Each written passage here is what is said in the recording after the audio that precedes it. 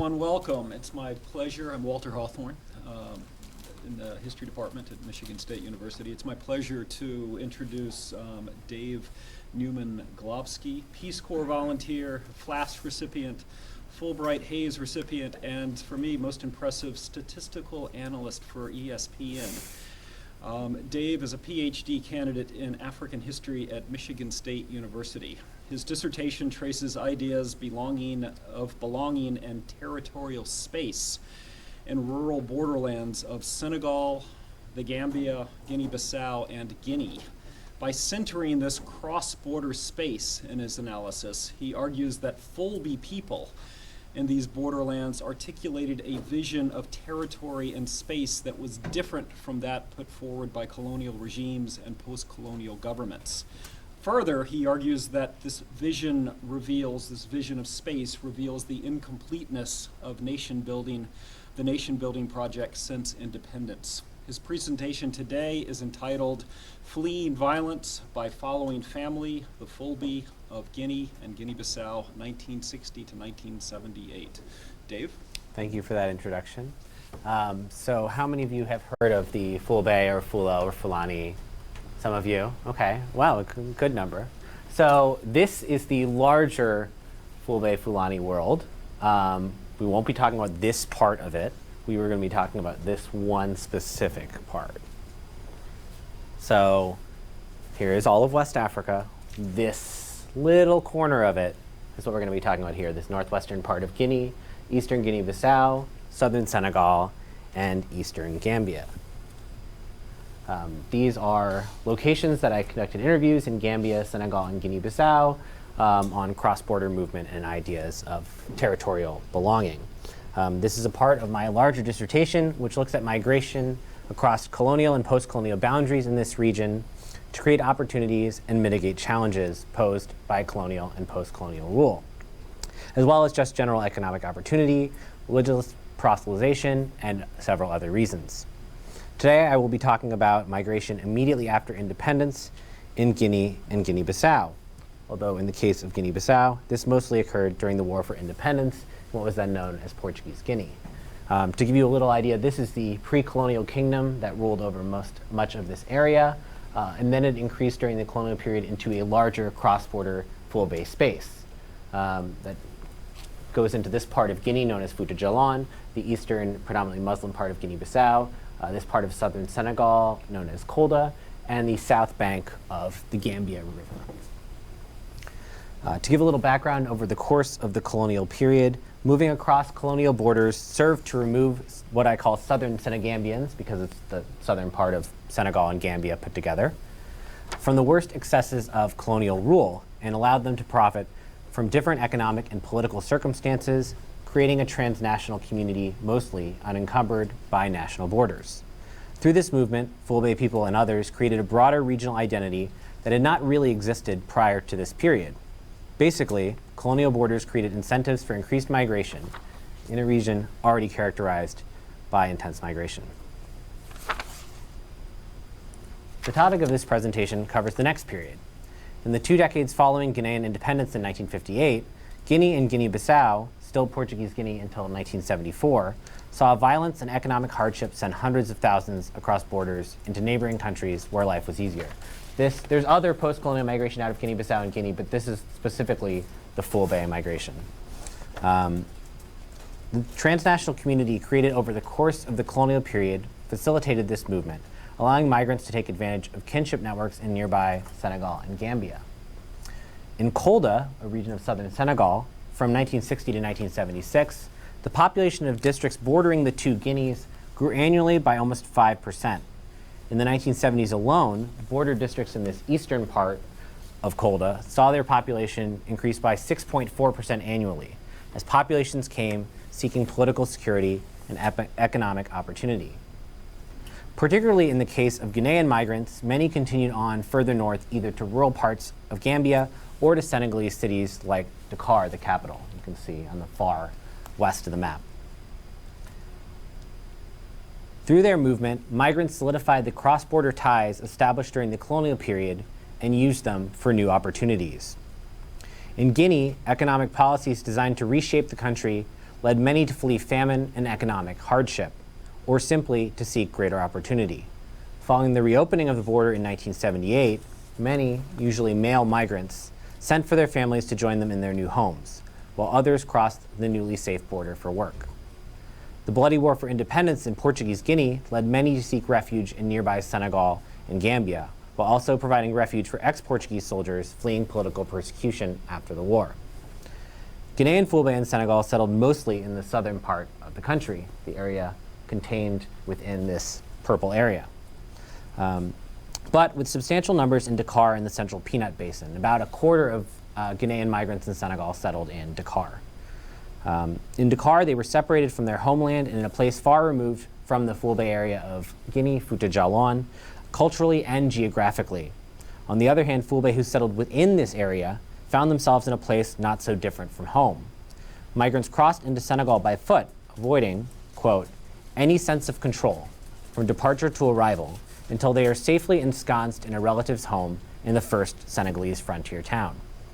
By visiting and relying upon the ties of their rural relatives across the border, Ghanaian migrants integrated into southern Senegal and eastern Gambia, avoiding the difficult situation of much of their brethren in Dakar.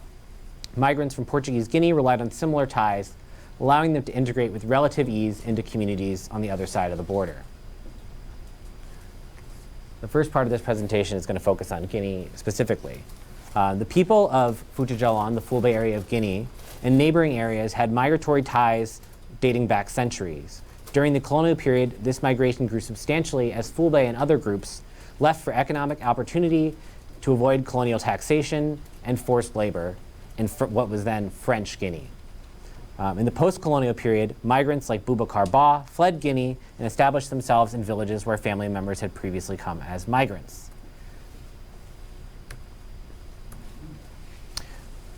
When Ba's other family members came in the years after his migration, they followed him to the town of Fafakuru, pictured here. So imagine walking from here to here. This is about, I would say, 200 miles or so. Most people were traveling on foot. In the first 10 years following Guinean independence in 1958, Fulbe from the Fouta Djallon highlands of Guinea flooded into southern Senegal, into this area of Kolda. Roughly 14,000 lived in Kolda in 1958, but that number grew to approximately 56,000 10 years later. The estimated percentage of the population consisting of Fulbe of Guinean origin rose from about 14% to 34% in that 10-year span. This was part of a larger emigration, not just to Fulbe, that saw 1/3 of Guinea's population living in neighboring countries by the late 1970s. The vast majority of these migrants, as I said, traveled on foot for hundreds of miles. Leaving Guinea provided opportunity, but it also came with great risk. The annual departure of seasonal farmers to Senegal during the colonial period created a standard route, but one that was well known to the Ghanaian government at independence. This is what I would call a well-known route. This is one of the better roads to cross the border at an official checkpoint. This is my research assistant on our motorcycle. The actual checkpoint is about maybe a half a mile down the road, but you can see these little pillars that actually mark the border itself. As a researcher wrote in 1981, the old seasonal farmer trade route, easily closed out by the army, the military, or the National Guard, has been replaced by a secret route composed of detours and traversed by air bape, often at night, along with all of the dangers inherent in such an adventure. The name air bape referred to the not air version of travel as people walked across the border, and bape is a word in Pular, the language of the Fulbe, that means the bush. So these sort of ground-bound bush roads. And this is an example of the sort of path that someone would have crossed to avoid this slightly nicer path. This is a trip that I took where I accidentally crossed the border unintentionally by taking one of these paths myself. Some migrants, like Mamadou Uri, discussed the chauffeur bape, or bush drivers, who helped him travel across the border to Senegal. During the crossing, Ghanaian soldiers hidden in the bush began to shoot at the young men crossing the border, resulting in the death of Mamadou Uri's friend Alseni. Mamadou Uri was shot, but made it to Senegal, where he received medical care several hours later after walking all day long. Most migrants were very careful to tell as few people as possible that they planned to cross the border. They feared their government and others in their communities would inform on their plans to leave Guinea. They used guides to take rural paths like this, less likely to be monitored by border agents, in the hopes of finding seasonal or long-term employment in southern Senegal or Gambia, typically as farmers. This is Sekou Touré, the first president of Guinea, the architect of most of these border controls, and as we'll see, some not particularly helpful economic policies.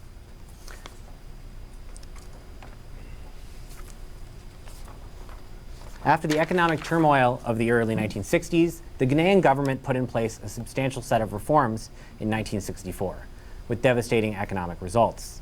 These policies increased the incentive for migration, but also doubled the number of border guards, making it more challenging to cross the border.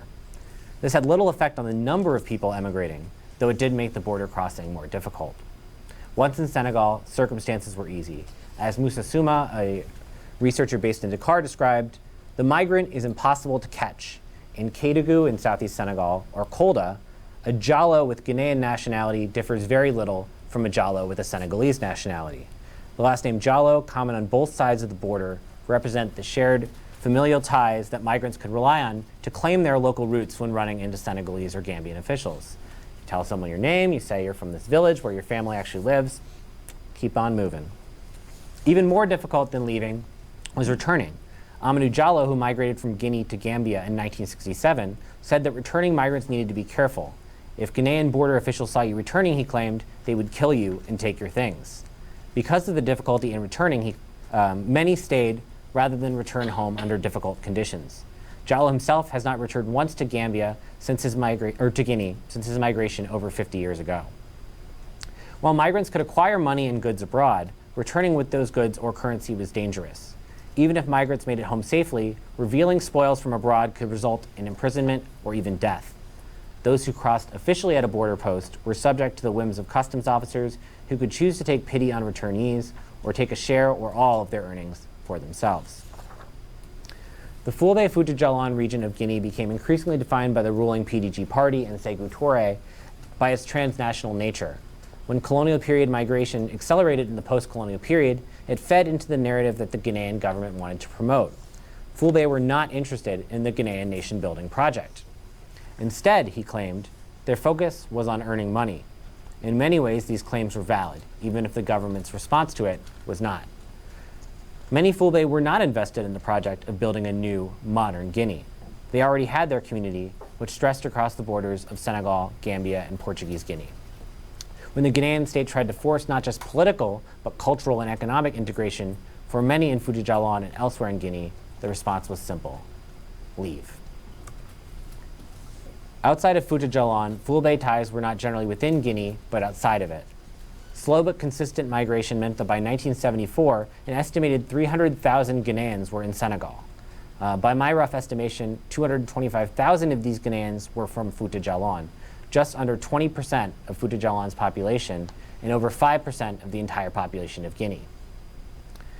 These 225,000 in Senegal constitute a substantial portion of the Ghanaian and Fouta-Djallon population that was not contributing to the internal Ghanaian economy. By defining themselves not as Ghanaians, but as actors in a regional cross-border space, Fulbe and Fouta-Djallon marked themselves as apart from the Ghanaian nation, even if they did not intend to do so. The economic policies enacted by Sekou Touré and his PDG government were met with skepticism and often hostility in Fouta-Djallon, resulting in migration and mobility out of the country. With over 6% of the Ghanaian population residing in Senegal, Sekou Touré had an easy target to scapegoat when Guinea's economy failed to get on track. Those involved in smuggling or simply crossing the border were considered traitors. As Fatimata Jallo explained, if they saw you leaving, they would catch you and kill you. Jallo had first-hand experience with this, as her father was killed and her husband disappeared.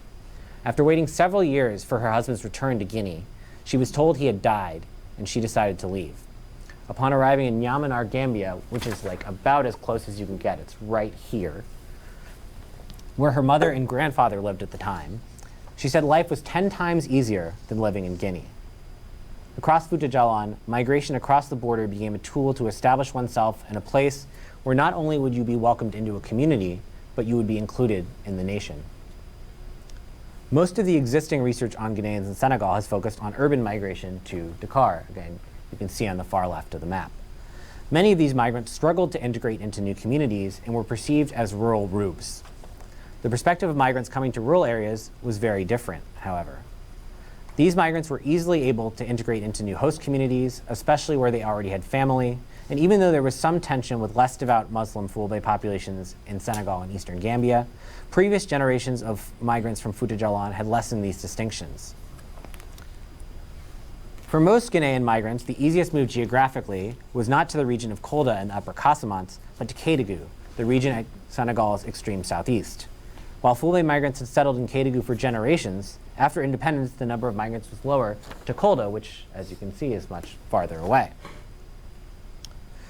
In investigating Guinean migration in the 1970s, Mamadou Salou Balde, a Guinean academic in exile based in Dakar, explained that migrants were now arriving in Kolda instead of Kédougou because they wanted to, quote, integrate into the modern economy and world without, however, denying all of their customs and traditions.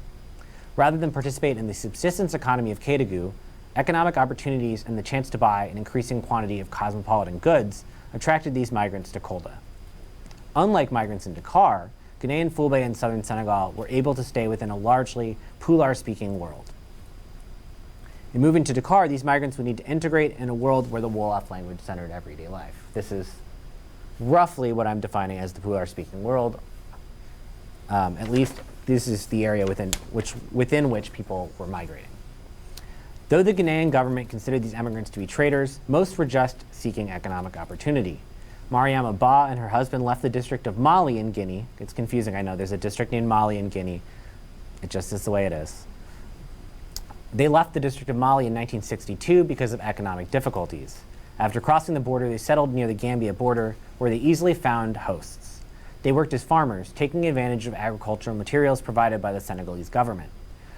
Gobi Jallo left Guinea to trade in Gambia and would clandestinely bring goods back to Guinea. He based himself in the town of Basse, intending to return eventually. However, his children grew up in Gambia and did not want to return to a place they hadn't spent much time. Cherno Hasimu Jallo left Guinea in 1968 for Dakar, looking to earn money because he said there were no opportunities to do so in Guinea. Eventually, in 1972, he came to Gambia, where he first settled in the Central River region in Janjanbureh, an island town and capital. He continued to travel for work around the region before finally settling in Basse in 1984. Amadou Jallo, whose journey is pictured here, came from Kinja, a city near the Guinea-Sierra Leone border. Traveling across Fouta Djallon in 1967, he settled in Senegal near the city of Tambacounda, where he farmed before leaving to Gambia. He eventually settled in the town of Sinthiou Alou, a town so small that it doesn't show up in Google Maps, but if you plug in the geographic coordinates, it tells you it's on the South Bank Road. When he arrived in Sinthiou Alou, he was given land to farm by the chief of the village. Farmers were particularly hit hard with the Guinean government's policies, which set prices for agricultural products well below market values.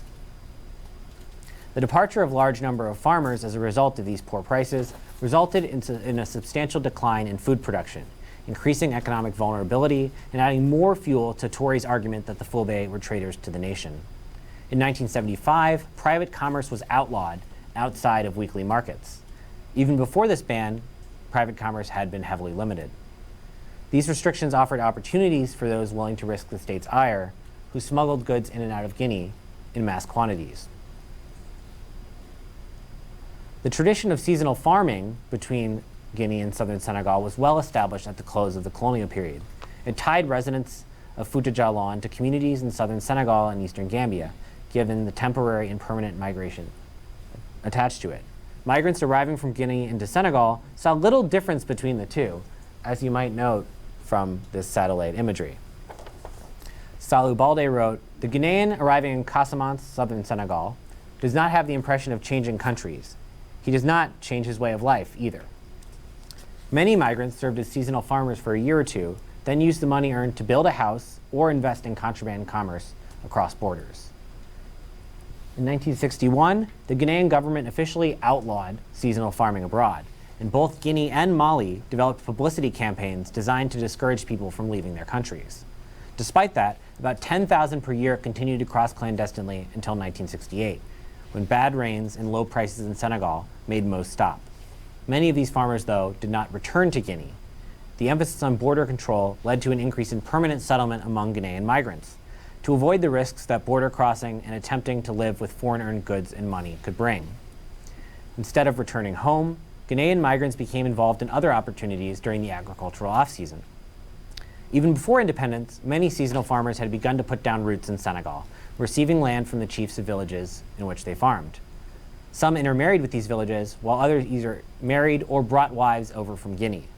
Many farmers settled not just in southern Senegal, but in Gambia as well. Men typically would come by themselves, while women would only set in villages with their husbands or other relatives. Those who stayed, quote, deliberately refused to call themselves foreigners, which made it difficult to determine exactly how many Guineans were in southern Senegal. Compared to other regions, southern Senegal came to have the reputation of a holy land. Interviews with seasonal workers in 2 towns from 1977 to 1979, obviously not conducted by me, revealed that most hoped to put aside money by cultivating peanuts or cotton. Families with extra land to cultivate would hire Guineans to help out in their fields.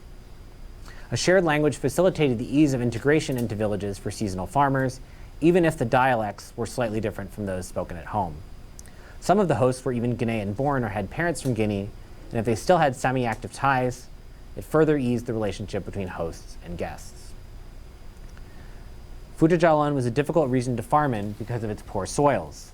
This was a crucial reason migrants left annually to farm seasonally in Senegambia. By contrast, it was an excellent region for grazing. Whether because of the ecological conditions or due to the significance in Fulbe culture of cattle ownership, the primary economic resource of Fouta Djallon was its cattle herds. In order to supply residents of Guinea's growing cities with meat, the government instituted quotas as part of herders' duties to the state. During the 1960s, the government required roughly 10% of herds each year to be sold to the state-controlled cattle trading company, which offered significantly less than the market rate. As a result, herders left with their herds to either Senegal or Sierra Leone, a common occurrence during the colonial period to livestock policies as well. Even those who did not leave would often leave their villages when census takers came around to count the cattle. The process of meat distribution and sale proved to be notoriously corrupt, and in May 1975, the Guinean government responded by increasing cattle quotas and forcing herders to keep their cattle in state-run pens. This led to an exodus of herds to Senegal, with many new villages being established just across the border. The creation of public pens alone was estimated to have brought 20,000 Guineans across the border. Between the state-run cattle pens, the forced sale of cattle, and below-market prices for the cattle themselves, Fulbe herders found themselves vulnerable economically. The elimination of private trade removed another economic option for those with large herds. With these challenges, many in Fouta Djallon saw their best option as moving across the border. Fouta Djallon was far from alone during this era, as Guineans from across the country left for every one of the country's neighbors. However, Fouta Djallon was a particular target of the Guinean government. In 1976, the government announced that taxes in Fouta Djallon would be paid in the form of grain and not cash. No other region of Guinea was targeted for such treatment. The idea was to prevent black market trading and migration out of Guinea. Most farmers scraped out a meager subsistence living, and even in good years, there was little surplus. Fouta Djallon's population responded to this with a variety of responses. Some tried to grow enough food to pay taxes, others attempted to buy black market grain, and many just left the country entirely. In 1977, rural communities fled in massive numbers to Senegal. The combination of Fulbe emigration and government policies, which were inextricably intertwined, marginalized Fulbe people from their own government and brought them in closer commune with Fulbe across the border. Following these 1977 actions, the Guinean government recognized that the situation at its border was untenable. The restrictions of the past decade and a half had failed to limit emigration and had driven most private trade underground. It also prevented seasonal migrants from returning home and investing their money in Guinean businesses. Seeing opportunities nearby, migrants had left Guinea and integrated into other countries. Whether hoping to encourage Guineans abroad to return to the country or simply recognizing that their attempt to create an inescapable fortress had failed, the Guinean government opened the country's borders to the outside world. The result continued these trends as migrants who had installed themselves abroad sent for family members who remained at home. Censuses taken in southern Senegal during the next agricultural season showed that 30 to 40% of taxable workers were seasonal, most of whom came from Guinea. They also showed a relatively large number of recently settled Guinean migrants. While the attempt to return migrants permanently to Guinea failed, it did allow many to renew regular ties to their families. Rather than sneak across the border on rural paths, migrants could take public transportation on major thoroughfares connecting the two countries. Major thoroughfares, I mean, it's all relative. This continued migration benefited southern Senegal and eastern Gambia, both of which had abundant agricultural land not in use due to low population densities. I'm now going to shift to Portuguese Guinea, where we see massive numbers of people fleeing for different reasons. Leading up to the war for independence in Portuguese Guinea, Fulbe chiefs had been some of the Portuguese closest allies, and thus, as the independence movement began, the Portuguese looked to Fulbe leaders as their allies. From the beginning, the colonial government saw Portuguese Guinea's borders with Guinea and Senegal as an increasingly prominent threat.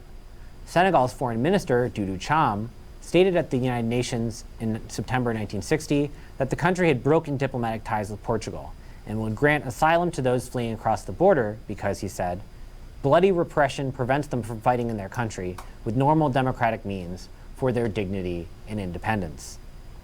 Cham compared Portugal's actions to that of apartheid South Africa, arguing for the exclusion of both from the United Nations. During the War for Independence, the population of Portuguese Guinea decreased as many fled out of the colony. In particular reasons, this population dropped drastically. In Farim, today known as Oyo, the region pictured here, and Kolda in southern Senegal is just to the northeast of here, the population dropped by 75% during the war. Some of this was due to migration into the city of Bissau, which saw its population rise by over 100%, as many escaping violence fled into the city. At the beginning of the war, the number of refugees was quite low. In October 1961, Portuguese reports estimated that nearly 500 refugees had settled in border villages in Guinea. That same year, the Senegalese government granted about 300 Portuguese Guineans asylum in Kolda, with others settling in the city of Vélingara, which is right here. Portuguese officials feared that these refugees planned to organize militarily to attack Portuguese Guinea. Most of those crossing the border followed previous migrants from their families and communities, allowing them to seamlessly blend into their new surroundings. By 1964, the number of refugees had grown substantially. On Tabaski, Eid al-Adha, the most important religious holiday of the year, Radio Senegal reported that many, quote, prayed for the border villages of Portuguese Guinea, whose increasingly threatened populations abandoned it by the thousands to take refuge in Senegalese territory. There are more than 6,000 refugees in Kolda. They say that the dead sheep at the feast will feed these poor refugees, but then the government has to take action. By August, an estimated 28,000 Portuguese Guineans, about 5% of the country's population, were living in Senegal, and that number was growing by 1,000 each month. Refugee populations grew steadily over the course of the 1960s, particularly during intense bombing campaigns over the course of 1965 and 1967. By June 1967, Portuguese reports cited an estimated 60,000 refugees in Senegal alone, more than 10% of the colony's population. And this doesn't include migrants from other groups in Guinea-Bissau who ended up in Guinea. By 1970, there were an estimated 106,000 Portuguese Guineans in Senegal and Guinea. According to news reports, many of these were Muslims that independence leader Amilcar Cabral, pictured here, was using to fight against the Portuguese. Of this 100,000, the vast majority settled in rural villages and small towns no more than 15 miles from the border. Some fled as far as Gambia, where there was no risk of Portuguese incursions. Refugees continued to leave until the last months before the war ended, having no idea when the fighting and bombing would come to a close. Entire border villages in eastern Portuguese Guinea left and crossed into Guinea and Senegal due to the threat of nearby violence. Even some villages near the border within Senegal became unsafe, with people fleeing away from the border to avoid any risk of Portuguese attack. The entire village of Medina and Dondi, less than 1 mile from the border, left during the war for another village. After 6 years, people returned, only to leave again when the border became unsafe. They did not return until 2 years after the close of the war. In order to stop the flood of refugees, the Portuguese organized Fulbe and others into strategic hamlets under Portuguese protection. However, this effort generally failed. Amilcar Cabral said of this, again pictured here, The adoption of the technique of strategic hamlets has not produced the expected results. Created mainly in areas under the influence of certain traditional chiefs, these hamlets have been subjected to violent attacks by our troops, and several of them have been destroyed. The populations, more realistic than their chiefs, are now fleeing from the hamlets, preferring to take refuge in neighboring countries. Portuguese Guineans fleeing to Senegal did so for a variety of reasons. Some cited the requisition of cattle and harassment by the independence forces themselves, while others fled during attacks by the Portuguese or the independence-fighting PAIGC. Husseinatou Diallo described a never-ending fear that continued day after day. Women often hid in nearby forests to avoid open areas that could be bombed. As the war continued, life in Portuguese Guinea became more difficult, especially for those in areas under Portuguese control. The PAIGC struck at Portuguese trading operations in the eastern part of the colony, making the growing and selling of peanuts difficult and disrupting Portuguese distribution routes. Because the PAIGC controlled the primary rice-growing areas, they were able to replace Portuguese rice distribution, but only in areas under their control. Those elsewhere were left with little access to food. By the close of the war, over 100,000 Bissau Guineans, almost 20%, lived outside of their newly independent state. Many of the refugees that fled to Senegal and Guinea returned after the war. Most estimates indicate that about half of the refugees returned in the years following the war.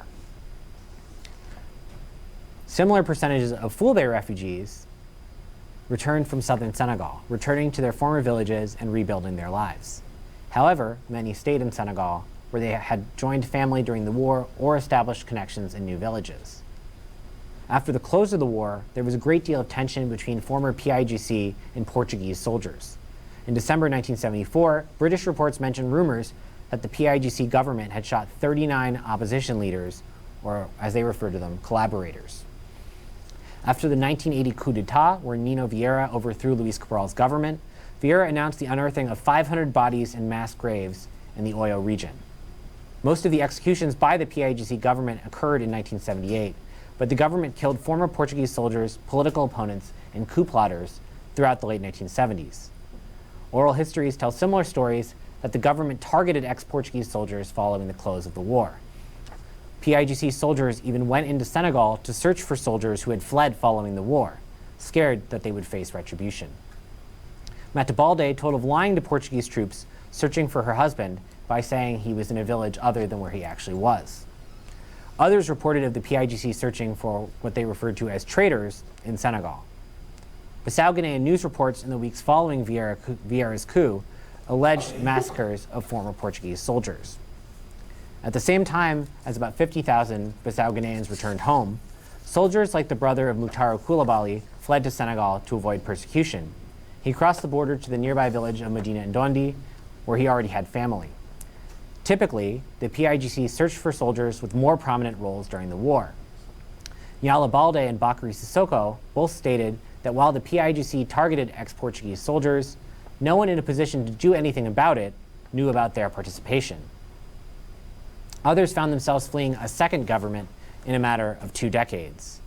Amadou Barry fled Guinea for Portuguese Guinea as a child with his parents to escape the Sékou Touré regime. He later became a Portuguese soldier during the War for Independence, before leaving for Senegal after the war ended for fear of persecution. He settled in the border town of Pakor, where his family already lived. Even former PAIGC soldiers admitted to me that the government targeted Portuguese soldiers following the close of the war. Some of these soldiers went to Senegal temporarily before returning several years later. Cherno Mbalo left for 3 years and stayed with his brother in a village in southern Senegal, returning after the political climate seemed more favorable. In fact, one of the stated reasons of Nino Vieira's coup attempt in 1980 was to put an end to the killings of former colonial soldiers. To return to this larger story that connects Guinea and Guinea-Bissau, in conclusion, from 1960 to 1978, Fulbe and Guinea and what is today Guinea-Bissau crossed borders regularly and often settled long-term or permanently in a new colony or country. Prior colonial-era migrations facilitated the movement and assimilation of these migrants into new communities and new countries. The integration of this region during the colonial period helped many migrate for economic gain or in more dire circumstances, like those fleeing violence in Portuguese Guinea and economic hardship in Guinea. migrants remained tied to their original homes, which were not far away and at times accessible, especially following the end of the war in Guinea-Bissau and the opening of Guinea's borders in 1978. As of 1981, about 1/10 of Guinea-Bissau's population was in Senegal, and that percentage was likely higher in Fulbe areas. About 1/3 of Guinea's population was out of the country at the same time, much of which was in Senegal. Temporary and permanent migration tied the economies of Guinea, Guinea-Bissau, southern Senegal, and Gambia closer together during this period. These migrants saw political boundaries as insignificant in crossing the border, although recognized the larger significance of leaving one state for another. I like to compare it to moving from Michigan to Ohio. Yes, there are not in this case with the war and everything, but in general, you know, different policies, different laws, but you're moving within one larger space. The reason for that migrants saw this as insignificant was that they saw national boundaries as less significant than other borders. Moving from Gabu in eastern Portuguese Guinea to Kolda, or moving from Labe in Fouta Djallon to Basse in eastern Gambia, was a less drastic change than moving to a national capital or to another region within the same country. A substantial part of the reason these movements occurred with relative ease is that migrants were able to follow family short distances across borders, furthering cross-border relationships developed during the colonial period. And as I close here, I just wanted to thank all of the people who supported this project through sharing their stories. I spoke with over 350 people in over 100 communities between Senegal, Gambia, and Guinea-Bissau over the course of 2016 and 2017. This is an interview I conducted in a border village in Guinea-Bissau. Thank you.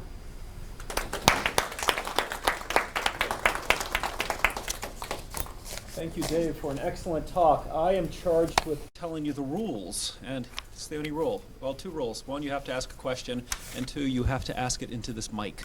Okay, so if you have a question, raise your hand. Dave will be happy to answer it, but wait for somebody to bring you the mic. I will ask, as long as the mic is right here in front of me, I'll show you how it's done.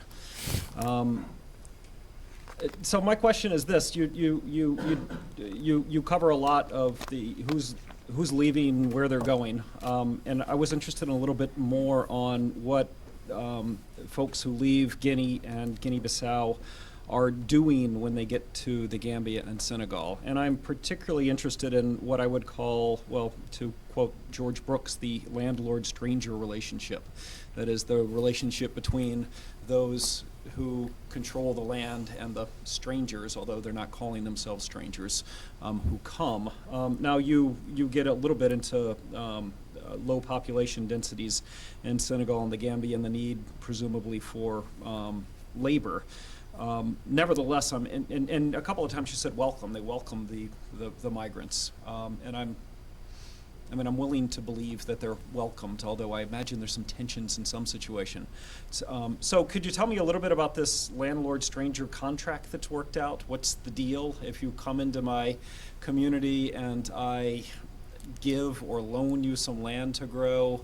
What sort of, what's the bargain? What do I get out of it, and what do you get out of it? So most people who were migrating were farmers and continued to be farmers. If they moved to Dakar, they were in a different situation where they had to actually find their own work outside of farming. Every community was different, and actually, the reason most Fulbe immigrated within this region is that I spoke to a lot of people also who worked as, especially from Portuguese Guinea, who worked as seasonal farmers in this area, and their contracts with their hosts were actually much rougher. Generally, seasonal farmers were hosted by a family. The family cooked for them, cleaned for them, washed their clothes, and typically they worked 3 to 4 days a week for that family themselves, and the rest of the time they were allowed to do their own cultivating for their own economic gain. Some people did this. I spoke to people who did this for like 12 years in a row. Every agricultural season they would come here. As I said, during the 60s, a lot of people stopped returning to Guinea or Portuguese Guinea for obvious reasons, and so they would go on and do other work during the agricultural off-season. Some people ended up working in ports in the Gambia, loading ships that were going to the coast. Some people ended up essentially producing charcoal. There were more tensions, as I said, north of the Gambia than there were in this other area. Most families only took on 1 or 2 people, and so that kind of limited. It wasn't like there was a flood of people. it was typically each village would have a small number of these migrant farmers. Up until if you want to go further back, in the early 20th century, these migrants tended not to be Pular-speaking migrants, Fulbe, and so those migrants actually had a more difficult time integrating into communities. Many of the former seasonal farmers I talked to said after a few years, people liked having them around, and they would try to get them to marry their daughters so that they would stay year-round and establish their own households. So it was a way also of increasing the size of villages, increasing the prestige of villages. Oftentimes, Ghanaian migrants tended to be more religious than other migrants, so seasonal farmers were also used to teach the Quran. I spoke to several people who either told me that they taught the Quran when they were seasonal farmers without having a ton of formal education, but they said, well, we had more than anyone else in the village, so when they asked us to do this as part of our duties to stay here, we did it. And so that actually is credited with a lot of the expansion of Islam in this area as well. Typically, contracts were relatively standard depending on the community, but usually 3 to 4 days you would work for your host, and the rest of the time you would have to yourselves.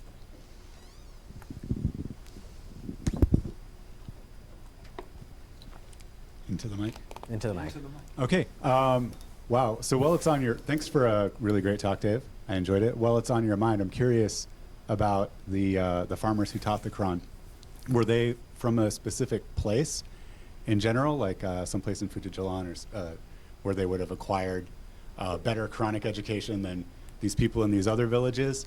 And then I had another question about, I really enjoyed the parts on taxation and how Sékou Touré's government tried to tax these people in various ways, and they managed to avoid it. I was wondering how that looks from the perspective of Senegal. Was the state of Senegal able to tax these people, or were they a boon to Senegal in some way? Or were there any projects that that they participated in, like agricultural projects or anything like that? Did Senegal get some kind of benefit from it as a state? Were they more effective as a state? Yeah, thanks. So, in terms of the question of Islam and where these migrants are coming from, there didn't seem to be a pattern to me. It was more that previously a lot of the proselytization had been done by migrants, people who were more spreading the Quran. They weren't actually farming like seasonal farmers. They were religious migrants who were there to proselytize, and so there was this association with people coming from Fujijalan and being preachers, essentially. And then at the same time, families who often wanted their kids to get more Quranic education than was available in southern Senegal would send their kids to Fujijalan to study. And so there's this sort of reinforcing circle of this gets associated with the Quran. People send their kids there. You know, the people who come back from Fujijalan have increased prestige as Muslims, and therefore are able to teach it. So it's really like there's just a real attachment with Fujijalan, also Fujitoro in northern Senegal. You can, right where it says migration on the top there. There's there's an association there as well, but it's a little bit farther away. So Fujijalan is kind of becomes associated with Islamic strength. And as for your second question about taxation, basically during the colonial period, you see a similar but smaller flood of migrants out of Guinea, most of whom are returning typically. But taxation was harsher then as well in Guinea. It's always harsher in Guinea than it is in Senegal. So people are always going from Guinea to Senegal. The Senegalese government doesn't always get those taxes, but because they're lower, people are more likely to pay them. And the Senegalese government is doing censuses, trying to track seasonal farmers. So they are doing a pretty good job of monitoring and taxing these people. So it is helpful to the Senegalese government, which is why the Senegalese government is very much encouraging this sort of migration. The Senegalese government and the Ghanaian government are at odds for most of the 1960s and 1970s. For this reason, the Ghanaian government says, you're not really trying to stop people from coming into your country. And Senegal says, well, what do you expect us to do? Because they want the migrants to come in. I think we had a question. Oh, here he is. Thank you so much, Dave. My question has to do with religion and language, where you have colonial languages, across this region, where you have French and Portuguese and English.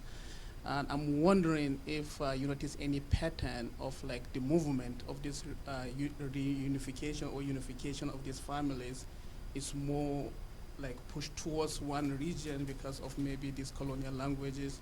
I understand that the people are avoiding the government borders or the colonial borders because of the bureaucracy and the complications of identity and all of that. But in the alternative route, are they able to like survive using some transient, stops? And maybe the language they speak is not colonial language that they have to speak and prove who they are and where they are going in these colonial borders. So I'm wondering if there is any pattern as a strategy that you see that is pushing this movement for whatever reason towards one area or the other. That's a great question. So you would think that, but there's just, in most of these areas, there's so little colonial education or anything that, like, if governments were actually going to try to do that, it wouldn't really, result in anything, because today, there's a decent number of people, but in most of the areas where I was doing interviews and in most of the areas where these migrants were going, if there was a person or two in the village who spoke French or English or Portuguese, it was pretty rare. And it was intentionally so in a lot of cases. People tended to avoid colonial schools because they didn't want to engage with the colonial government. And the people who did want to engage with colonial governments ended up leaving these communities. And so in some ways, actually, in the post-colonial period, a lot of families like to develop these relationships between Senegal and Gambia where, if you have familiarity in French and English, then it allows you to serve as like a cross-border broker in a way that it may not if you only spoke one of them. So there becomes, people develop these skills mostly just through traveling, but not really during, not even really during this period. Most people are just getting by speaking. Maybe they picked up a second, maybe they picked up Mandingo or Wolof, probably not Wolof in this area, but Molinke, other Mande languages. I know in Eastern Guinea-Bissau, they do surveys after independence of the percentage of the population that speaks Portuguese Creole, which is the dominant language of the country. And in some places it's under 10%. In some places it's 1%. So these languages they're not really spreading throughout the entire colony and then country.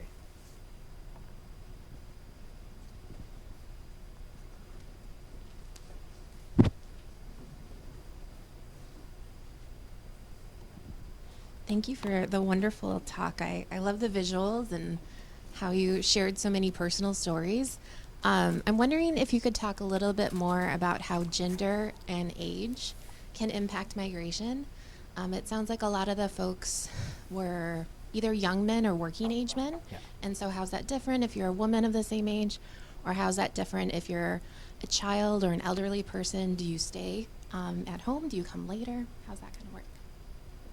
Yeah, it's a great question. I think it all depends on the individual family. Women are almost never migrating on their own. Typically, they're either following family or going with family. All of these male migrants leaving obviously increases the burden substantially on the females who are left behind.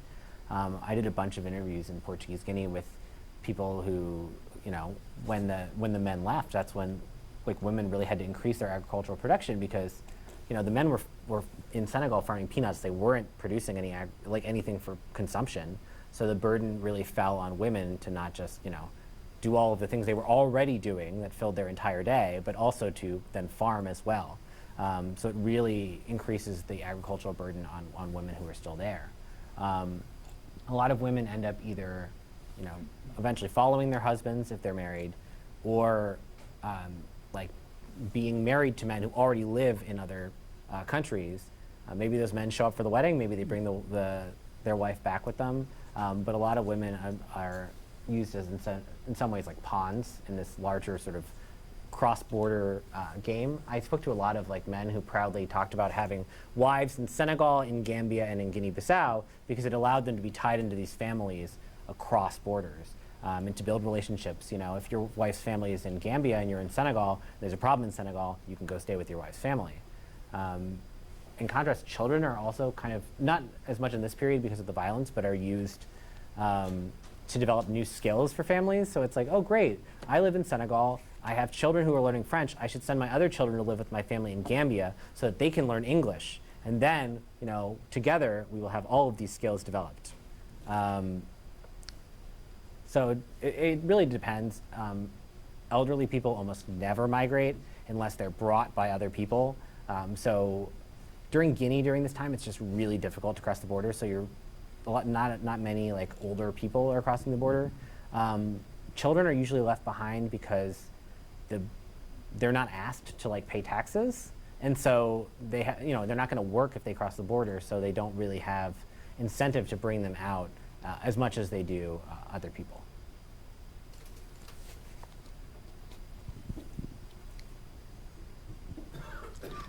Great talk, Dave. I really enjoyed it.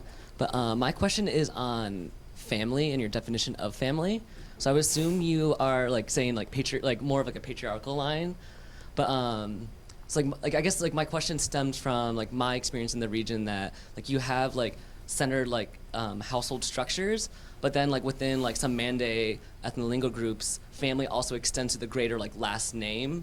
And then so like for example like Central Kedugu and like the Labe region, having one last name, it's like your ancestors originally origin is of that place. So moving there, you're like kind of a part of the family, but you don't really have any direct blood relation anymore.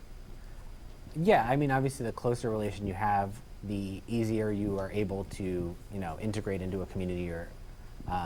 But for the most part, I mean, I'm using a very loose definition of family. I mean, it's like, if you have the same last name, that can be enough to qualify at times. Other times, it's like, oh yeah, we're like third cousins, which includes like thousands of people at that point. And so it's really just, or even like someone from your community went somewhere, and you go there and you say, hey, this person left 10 years ago from my village, now I'm here. And then it's, I mean, again, this is not always like a process that people are thrilled about, but usually these migrants are like taken in, they're working. If they're not working, then it's a different story. But yeah, it's a very broad definition of family because people are just relying on any connection they can, really. Because it's a lot harder to come if you, I interviewed a lot of people who migrated to central Senegal just seasonally, and they would talk about just like sleeping outside on the ground like day after day and like begging for food until they could find someone who would let them work in their fields. Because there was like more economic gain there than there was often in like Gambia or southern Senegal. But migrants who went in those places, they were able to rely on shared like linguistic ties, shared last names, these sorts of broader connections.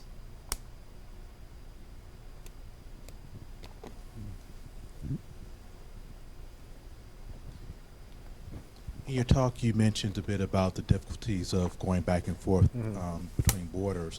Can you just talk a little bit about the currency networks, or if there were currency networks, and how difficult that was to maintain those currency networks via families and what have you?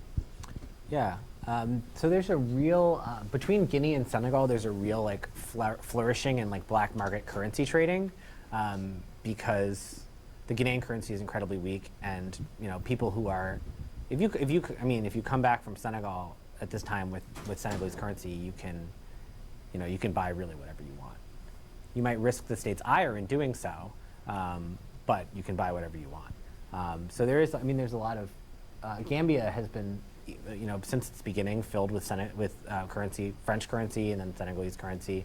Even today, basically, if you're in Gambia, you can always find someone to exchange your money for you. Whereas if you're in Senegal, Gambian money isn't going to do you very well unless you're in like very particular places. I don't know as much about the Portuguese Guinea thing, but usually Senegalese currency actually serves as like a bridge between all of these different countries. So you can use Senegalese currency in Guinea-Bissau. I mean, actually now, Senegal and Guinea-Bissau have the same currency. The West African franc, which even though Guinea-Bissau was a Portuguese colony, in the late 90s they decided they were going to adopt the West African franc because they said, it doesn't really make any sense. We have this like weak currency on our own. And so they, in an effort to kind of bring themselves closer to Senegal, they actually switch currencies. What I was trying to get at was the currency transportation through networks of families and what have you. So when you have this migration, how are families getting money? How are they getting money back? Yeah. Money back and what have you? Well, you can't buy much in Guinea at this time, so they're not really sending. I mean, sometimes they're bringing money back, but usually they're I mean, usually people are just investing it like where they're staying. And if they can sneak back across the border to get money to their family, they do.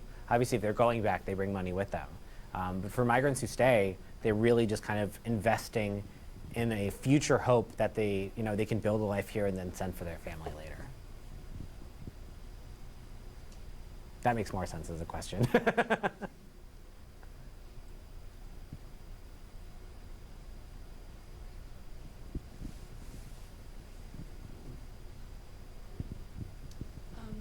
Yeah, thanks for that talk.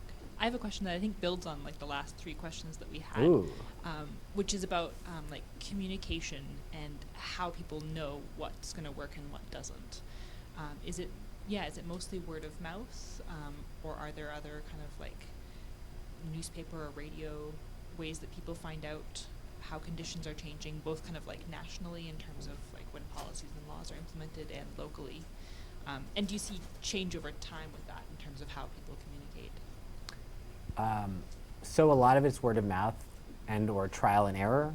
But I mean, they're building on at this point like 60, 70 years of previous migrations.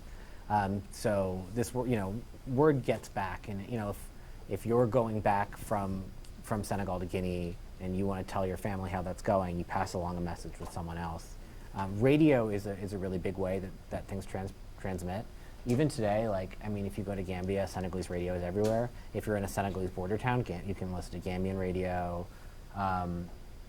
For a lot of people in like Ghanaian border areas, Senegalese radio is how they get news about like the outside world at this point. And actually, in Guinea, the government is actually trying to use a lot of radio to influence opinions in Guinea-Bissau during the time of the war. So there's a lot of radio that's used to let people know about the different sorts of things that are going on. And as I said, like with the Senegalese radio thing, is that people in Portuguese Guinea can hear Senegalese radio. People in Guinea who live near the border can hear Senegalese radio. As you get further away, obviously, it's less feasible. But primarily, information is spreading through word of mouth. And a lot of times, people would show up in villages where they thought, if they had family, and then that family had left like years before. The interesting thing is that, like a lot of these, I spoke to someone who hadn't been back to Guinea in the 50 years since he left, but in the last 10 years, he now talks to his family all the time because of cell phones. And so, like, I used to ask people, well, do you feel like, you're still connected to Guinea? And they said, well, 10 years ago I didn't. But now that I have a cell phone, I actually know everything that's going on. Like, someone has a naming ceremony or a wedding, I know about it. I'm not going to go because I'm an 80-year-old man at this point, but I know about it. So, yeah, that's how it changes.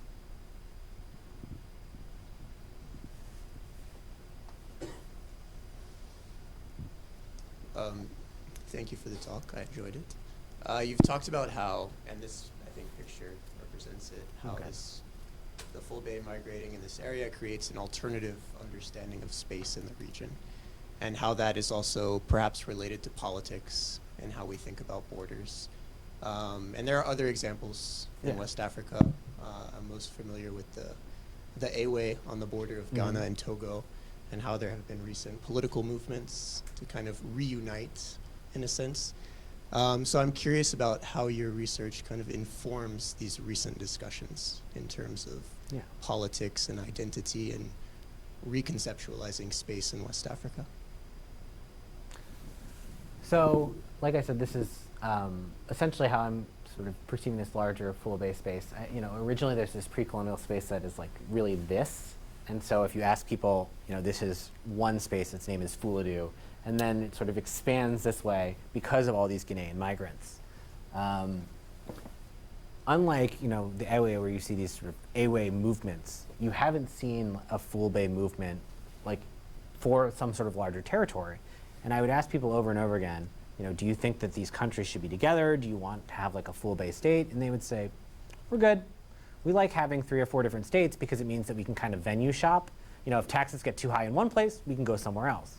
If there's better health care, we can go across the border. And so being in this space, it's like what I was saying about, sort of different states in the U.S. If you're in one state, you probably have better access to health care. If you're in another state, you might have, better access to employment. So it allows people to move within what they conceive of as one territory, but that just happens to be across international borders. What threatens that somewhat today is that, you know, states are actually providing more and more resources to their citizens, and so citizenship is becoming more specific. It used to be 20 years ago, if you showed up from Guinea-Bissau to Senegal and you told someone you just didn't have a birth certificate, you'd get one. You could use that to get a Senegalese ID card. And I spoke to a lot of people who just told, you know, they told government officials that they were from a place, and the government officials didn't care because it's helpful to have more people in your country. So this sort of, you know, as citizenship becomes more specific, this becomes increasingly threatened. But I think there's still this larger idea of we live in this space, you know, this is our space, and this space just happens to cross national borders. But it's not necessarily seen as a political space, which I think is different than other cases where we see like, well, we want this territory for ourselves. Like no one is arguing that this should be a state. And I think most people in the region would think that idea was really silly. They're perfectly happy in their particular states, and they know that if they don't want to be there, they can cross the border, and even if they're not a citizen, they can live with family indefinitely in Senegal or Gambia or Guinea or Guinea-Bissau.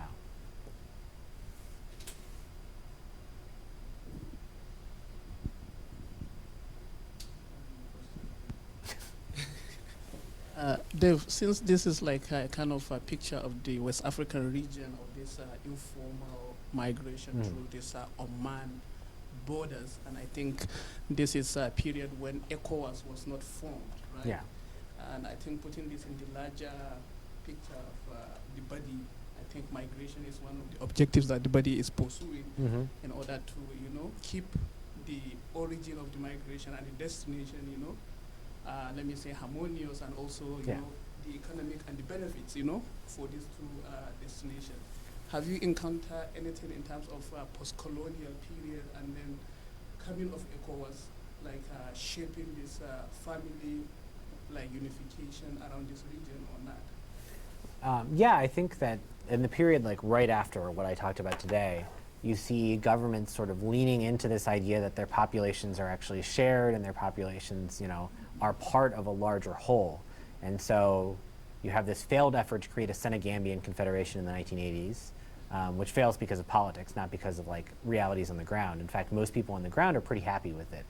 And you know, it's just, there's a recognition, the government sets up like weekly markets along borders to encourage cross-border movement and, you know, economics, because it's in everyone's interest if like people are making money.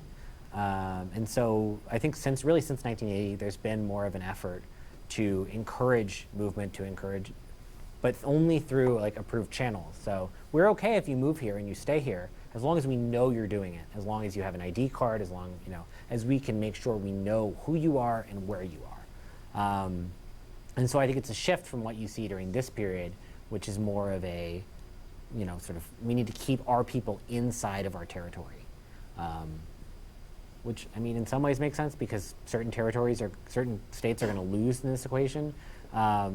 Maybe they win through remittances, but, you know, the Ghanaian state, a third of its population is living outside of it by the early 1980s. That's a pretty substantial portion of the population that isn't contributing to this nation-building project, and so that it's preventing the government from collecting revenue and then sort of building a Ghanaian nation. And so people are sort of opting out of this nation-building project, and as a result, it's harming the nation-building project to begin with.